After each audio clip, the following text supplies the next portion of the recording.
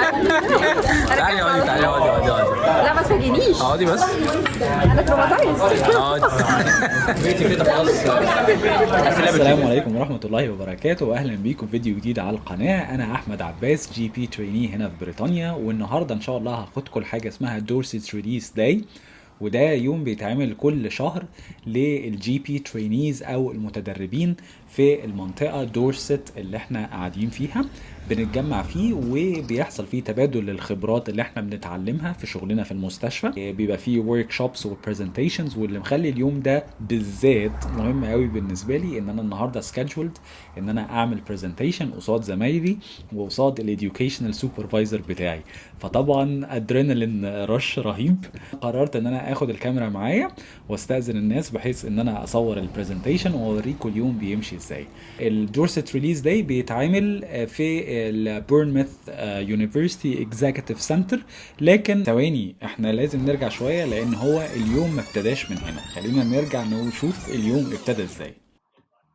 اليوم ابتدى في الجيم، او اللي انا بحب اسميه مصنع الرجال. حاجه اتعلمتها من زمان ان الواحد لما بيبقى متوتر او هيتحط في موقف ان السبوت لايت هتبقى عليه، وطبعا الطبيعي ان هو عايز يقدم احسن ما عنده ويسيب امبريشن كويس عند الناس، لكن في نفس الوقت الكلام ده بيخلي رغي كتير قوي يطلع في دماغي، سيلف داوتس كتير. وات اف اي وازنت جود انف، ما قدمتش احسن حاجه عندي، او كنت متوتر او وات ايفر. فاحسن حاجه بحب اعملها في المواقف دي ان انا ابتدي اليوم بان انا احرق شويه ادرينالين، واحسن مكان تحرق فيه الادرينالين هو مصنع الرجال، لان انت وانت بتحرق الادرينالين هتطلع من جسمك اندورفينز برضو، ودي هابي كيميكلز هتخليك تحس ان ايه الدنيا مش سيئه قوي او مش صعب قوي زي ما احنا متخيلين في دماغنا.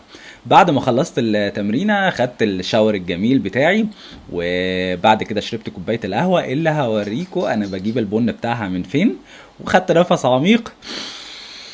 بسم الله توكلنا على الله ويلا بينا. So we're going to talk about otitis externa. And I would love for this to be as interactive as can be. So this is the things that we're going to walk out with from this presentation knowing. First things that we need to know how to take a proper history when it comes to otitis externa. And the reason this is important is that otitis externa is mostly sort of a clinical diagnosis, but there are other يا جدع والله من زمان اقول يا رب ده انجليزي دي يا مرسي. more serious sort of differentials. And it's going to come in handy from a medical legal aspect as well. So it might not be a bad idea to document the negative findings as well, and we'll come to that in a minute. We need to know what we're going to be looking for when examining, and we need to know when it is appropriate to send the swab. One of the things that I have seen regularly is that people tend to rush to doing the swab.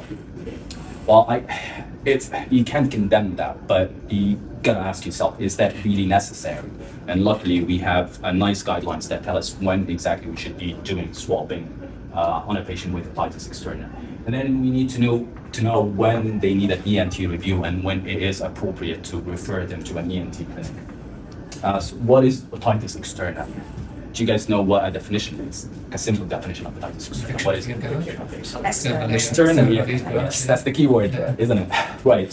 And what types do we have of otitis externa? I know there's malignant otitis externa. Sorry? There's something called malignant otitis externa. Malignant otitis externa, and that's one of the more serious complications that we'll be talking about in a while. Yeah. But basically, it's come down to the fact of how long has the patient had the otitis externa. So acute otitis externa is generally less than 3 weeks in time, and then we've got chronic otitis externa, and that is more than 3 months. And then there is a recent BMJ review. So less than 3 months, less than 3 weeks, that's acute. More than 3 months, 3 months, that is chronic. So we've got an intervening period, yeah? And there is no clear-cut definition to that. But the recent BMJ review, it says that from 6 weeks up till 3 months, that's when you call it subacute, yeah? But that leaves us with a remaining period of time where it's hazy, where we can consider it as subacute or as acute otitis externa. Right, some numbers that I think we should be aware of is like the entire day, you know.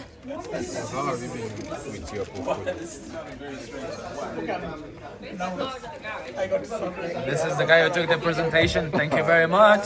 Welcome. Nice to see you. على فكرة أنا ما بصوركش صورة، أنا بصورك فيديو. طب بعدين اعمل ايه؟ Are you okay with that? اوكي طب كويس. طب ممكن تعرف نفسك؟ اعرف نفسي، انا عبد الرحمن سامي نافع. أها. اقول ايه تاني؟ عايز اقول ايه؟ عايز أقول إن الراجل ده هو أول واحد يعني خدنا من إيدينا أول ما إحنا جينا هنا وما كناش فاهمين أي حاجة في أي حاجة. الراجل ده خدني، أنا أفتكر له ده يعني الراجل ده صاحب فضل عليا شخصيا وعلى المصريين اللي هنا بأمانة والله أنا بديك حقك. وقعدنا وقالنا بصوا أنا أفهمكم الدنيا تمشي إزاي، والكلام ده كان مهم لأن قصة البورتفوليو دي وإن أنت تملى وتعمل ريفلكشنز وكل الكلام ده دي يعني اكسبيرينس جديدة جدا بالنسبة لنا، وأنا عمري ما عملتها لما كنت في مصر، وأي حد هيجي هنا هيبقى نفس الكلام. فيديو ايه ده؟ تعالي اقعدي تعالي اقعدي اقعدي اقعدي لا ما تفاجئنيش، اقعدي بس. انا تروماتايزد. اقعدي. بيتي كده خلاص. اسئله بتيجي. You have a chance. I do, yeah. يعني ما تفاجئنيش. But it's not about me, it's about you. Tell us about yourself شوية. Tell us about myself شوية. ايوه رجل على رجل دي اهم حاجه. أيوة. شاهين دا. هاي. والله يا جماعة يعني أنا I have a lot of hobbies and interests. لا حول ولا قوة At the إلا بالله. moment, I can't remember any. طيب بس احنا عايزين نقول ان شاهين ده من الدفعة بتاعتنا، بس she has a very interesting story.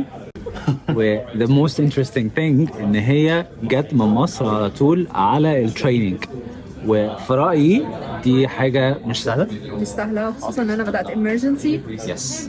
But she is pulling her weight وعاملة كويس قوي والناس مبسوطة منها. ولسه النهارده عامله برزنتيشن واضح، الناس شفتها من بره كده عامله برزنتيشن جميل والناس نايس. مبسوطه صح؟ شغل عالي. نايس. أنا انبسطت البرزنتيشن ماي سيلف. Thumbs up, thumbs up شاهين ده. الموضوع بسيط. ده أبس doing his thing وبيعرفنا نعمل ايه بالظبط وايه الحاجات اللي بنعملهاش والخبايا والاسرار. عبد الرحمن او ابس فور شورت واحد من اكتر الناس المتواضعه اللي انا قابلتها في حياتي، وغير ان هو جي بي تريني لكن هو واحد من 3 في لجنه مسؤولين ان هم يبقوا حلقه الوصل ما بين الترينيز اللي هم احنا من ناحيه وما بين الاديوكيشنال سوبرفايزرز من الناحيه الثانيه، عشان لو عندنا اي كونسيرنز محتاجين اي سبورت في حاجه معينه هو اللي بين الكلام ده بصفة رسمية للجهات المسؤولة عشان تبتدي تاخد الاكشنز اللي يقدروا يساعدونا فيها. بعد كده عملوا لنا سيشن اتكلمنا فيها عن الاي كي تي، وده امتحان الزمالة البريطانية للجي بيز، وطبعا نسبة النجاح زي ما انتم شايفين 64%، بس يا اهلا بالمعارك ان شاء الله كله خير باذن الله.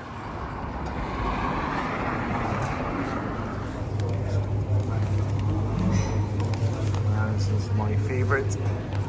Hiya, could I have this ground? Yeah. Espresso, please. Yeah. Can I close it? Just want to have a whiff before I close it.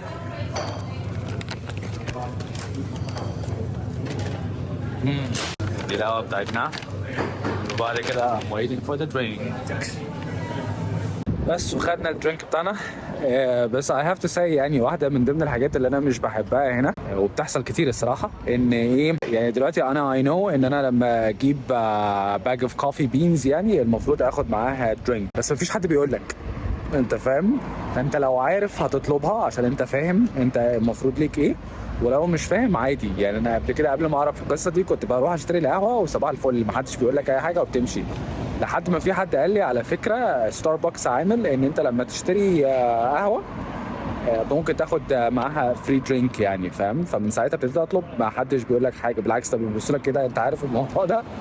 فيعني ده ان اكزامبل ان انت لو مش عارف ايه اللي ليك وايه اللي عليك ممكن تلاقي ان في حاجات كتير قوي بتضيع، والصراحة الحق اتقال يعني موضوع الكافي ده ابسط حاجة، في حاجات كتيرة قوي ضاعت الواحد لمجرد ان هو مش عارف هو ليه ايه وعليه ايه يعني، بس خير الواحد بيتعلم. That's the whole point يعني. انا الحمد لله خلصنا اليوم النهارده، لكن لسه جايلي ميل من امازون دلوقتي بيقول لي ان البارسل بتاعتي is delivered، فاحنا محتاجين نروح نبيك اب 11 minutes. طيب يلا بسم الله توكلنا على الله ولا حول ولا قوة الا بالله. يعني one of the comments اللي جات لي من الناس ان هي كانت visually appealing، وانا I made sure يعني كلمتين كده للناس اللي بتعمل presentations او بتتحط في مواقف انها تعمل presentations. حاول ان ما يبقاش فيها رغي كتير، ما يبقاش فيها كلام كتير، عشان ده هيضيف لك انت كشخص في المعلومات اللي انت بتقولها. فالبرزنتيشن لو انت مش موجود فيها عمرها ما هتبقى as effective الا لو انت وقفت واتكلمت، مش ان هي شويه سلايدز انت حاطط فيها الرغي كله ورحت باعتها للناس، فانت وجودك من عدم وجودك مش فارقه، لان كل المعلومات اللي انت هتقولها موجوده في السلايدز. يعني دي حاجه من ضمن الحاجات اللي انا اتعلمتها، ان انت لازم وجودك في البرزنتيشن اللي انت بتعملها يعمل فرق، والفرق ده هيعمله بان انت ما تحطش رغي كتير، بس تبقى محضر الكونتنت اللي انت هتتكلم فيه كويس يعني. طبعا انا بحاول اترانسفير ده للفيديوز اللي انا بعملها. I'm still struggling to be honest بس I'm getting there ان شاء الله. طيب يلا احنا خلصنا كده، ركبنا الموتوسيكل، خلينا نروح نشوف بقى اللي ايه اللوكر فين. بسم الله. نايس، فتح من غير ما اخلع الخوذة، ده نايس جدا يعني. طب انا هعمل ايه طيب؟ انتوا شايفين معايا، احنا هنمشي كده ونشوف ايه الدنيا. نجيب لي ان انا وصلت. I'm not oh, for God's sake. Might be on the other side where B&M is. On the other side? Yeah, so there might be. Does it say it's around here? I'll show you exactly what it says. Sorry. That's alright. This is where it is, and I need to get in there. I'm not sure how. This is where we are now. Yeah. And this is where I need to go. I think that's inside the mall, isn't it? Now, I've never been on the inside, so I wouldn't know. I'm trying to see if there's like security out here. Yeah. Maybe ask that lady over there. Maybe she'll know. Yeah? Can she help? I'm looking for the Amazon locker. Do you know what it is? Downstairs. Oh, is it? Go downstairs and walk along towards Asda. Okay. Yellow ones. Yeah. Yeah, they're downstairs. Perfect. Thank you. Now you know what it is, yeah? All right. Okay. يبقى Go down. Thank you. طبعا داون ستيرز دي يعني كان لا يمكن اعرفها لوحدي، يعني كان لازم حد يقول هما امازون لوكر. ياي. It's always احساس تريلينج كده وانت رايح تاخد الدليفري بتاعتك او الدليفري جاي لك في البيت، يعني مع انك تبقى عارف انت جايب ايه يعني، بس you feel like ان انت ايه ده I'm getting something nice. حاجات طفولية ملهاش أي معنى وملهاش أي تفسير، بس قشطة. طيب احنا عايزين دلوقتي ايه بقى؟ المفروض ان في باس كود. your pick up code. حلو، يلا 5. there it is. yay. we got it. طيب ما علينا، خلينا نحاول بقى نحط الحاجة في الشنطة. طبعا انا معايا اللابتوب ومعايا الجيمبل عشان اصور وبتاع، وكمان جبت القهوة.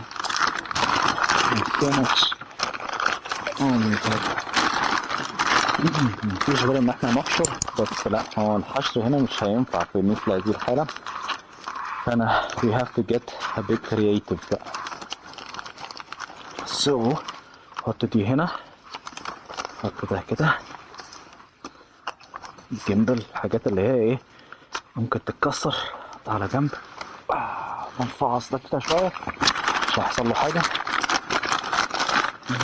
لا نفتح ده نطلع. دي أول حاجة جبتها برضه عشان تبقوا معايا. ميلك فروثر عشان اللي معايا باظت، المضرب بتاع اللبن ده يعني، عشان لما بعمل كابتشينو المضرب بتاعي باظ، وانا راجل في نومي هتعرف ان انا بشرب قهوة كتير، فده مهم بالنسبة لي. وده ريبليسمنت فلتر ممكن نطلعه من العلبة بتاعته برضه، ملوش لازمة انه يتحط في العلبة، ونحطه كده. حاجة كده على جنب دلوقتي. لسه برضه. طيب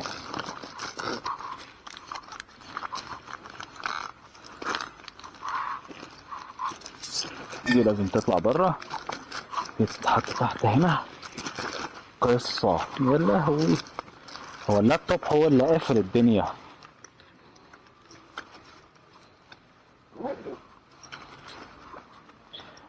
فهمتوا بقى الشنطة دي حمالة قاسية ليه؟ انا قلت لكم قبل كده ان انا المفروض اغيرها عشان في سوستة منها بايظة، لكن I can't صراحة change it عشان انا يعني I got so used to the quality بتاعت الشنطة دي. اسمها تارجس على فكرة، quality من الاخر، very heavy duty فعلا يعني، فاهم؟ يعني اللي حصل في السوستة ده كانت غلطة مني انا، مش عيب في الشنطة. طيب كده تمام، نمسك الحاجات دي نرميها، عايز نشوفه ويلا let's go.